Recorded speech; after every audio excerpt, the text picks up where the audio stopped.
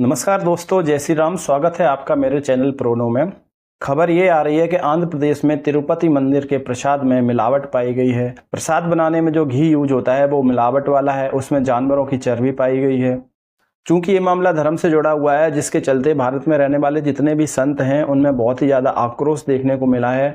संतों की मांग है कि तत्काल प्रभाव से जो मंदिर का ट्रस्ट है उसको भंग किया जाए, क्योंकि ऐसी गलती क्यों हुई, किस वजह से हुई, मिलावट की जो बात है वो कैसे सामने आई और मिलावट जो की गई है उसकी जांच किस लैब ने की।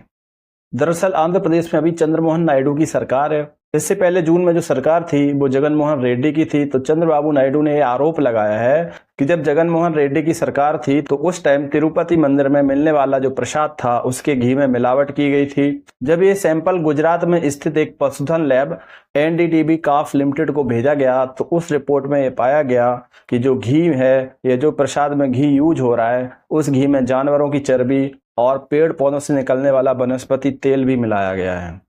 तिरुपति मंदिर में हर दिन बड़े पैमाने पर प्रसाद का वितरण होता है, जिसमें हर दिन लगभग लाखों श्रद्धालु हैं वो प्रसाद लेके जाते हैं।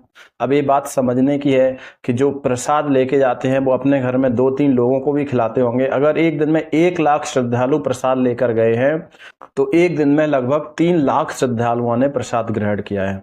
यानी कि सीधे सीधे एक दिन में 3 लाख श्रद्धालु हैं जिनके धर्म के साथ खिलवाड़ किया गया है। ऐसा किसी दूसरे धर्म के साथ देखने को नहीं मिलता है, ये केवल हिंदू धर्म के साथ ही देखने को मिलता है। आपने अक्सर देखा होगा कि गुरुद्वारे में भी प्रसाद का वितरण होता है और मस्जिदों के अंदर भी हलवा और सिमइयों का वितरण होता है।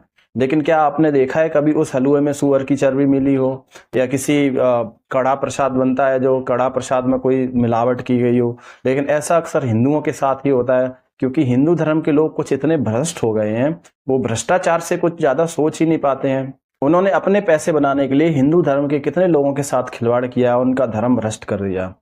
उस मंदिर में केवल हिंदू ही नहीं, जैन भी जाते हैं, और जो जैन लोग होते हैं वो तो लहसुन प्याज तक नहीं खाते हैं। तो सोचिए उन जैन लोगों के साथ कितना बड़ा धोखा किया गया है। जो लहसुन और प्याज नहीं खाते हैं उनको जानवरों की चर्बी खिला दी गई।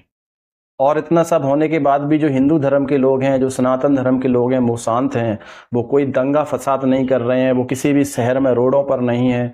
और अगर किसी दूसरे धर्म के खिलाफ अगर ऐसा किया जाता तो आप समझ सकते हैं कि आज रोडों की क्या हालत होती, कहाँ कहाँ आगजनी हो जाती, कितने शहरों में गाड़ियों को जला दिया जाता, कितने शहरों में दंगा हो जाता। लेकिन एक ऐसा धर्म हिंदू ही है जो हमेशा शांति चाहता है, वो कभी क्रांति नहीं चाहता है। आपने अक्सर दूसरे देशों की क्रांति के बारे में सुना होगा, Russian revolution, France revolution, Chinese revolution, American revolution, लेकिन कभी इंडियन रिवॉल्यूशन के बारे में नहीं सुना होगा, क्योंकि भारत में कभी क्रांति हुई ही नहीं है। भारत के जो लोग होते हैं वो इतने शांत होते हैं, उनको रिवॉल्यूशन जैसी चीजों से कोई मतलब ही नहीं है।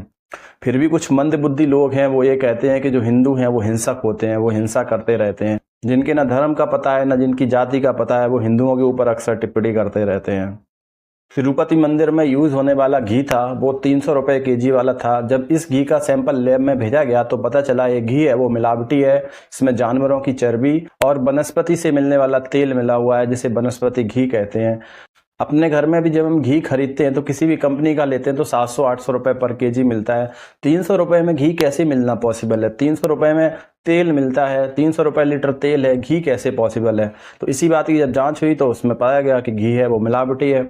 मंदिर का जो ट्रस्ट है उसने इतना बड़ा घोटाला किया, और केवल घोटाला ही नहीं किया है, उन्होंने कितने श्रद्धालुओं की आस्था के साथ खिलवाड़ किया है। ये बात बिल्कुल भी छोटी नहीं है कि किसी भी धर्म के साथ आप मजाक कर लो, किसी भी धर्म के लोगों की आस्था के साथ खिलवाड़ करो, ये किसी को भी हक नहीं है। भारत के अंदर केवल यही एक घोटाला नहीं है, लाखों में घोटाले हुए हैं भारत के अंदर, जिसमें बहुत बड़े बड़े घोटाले हैं। बोफोर्स, नेशनल हेराल्ड, कॉमनवेल्थ घोटाला, चारा घोटाला, है ना, जो कि इनकी अगर सबकी कीमत देखी जाए तो लगभग 50 लाख करोड़ से भी ऊपर आएगी। लेकिन जो तिरुपति मंदिर में घोटाला हुआ है वो बहुत ही छोटा होगा, लेकिन इस घोटाले को पैसों से ना जोड़ते हुए हिंदुओं की आस्था से जोड़ना चाहिए। मंदिर के ट्रस्ट ने जो घोटाला किया है वो हिंदुओं की आस्था के साथ घोटाला किया है, जो कि 50 लाख करोड़ से भी कहीं ज्यादा बड़ा है। दोस्तों, मेरा वीडियो पसंद आया हो तो वीडियो को लाइक और चैनल को सब्सक्राइब जरूर करें। धन्यवाद।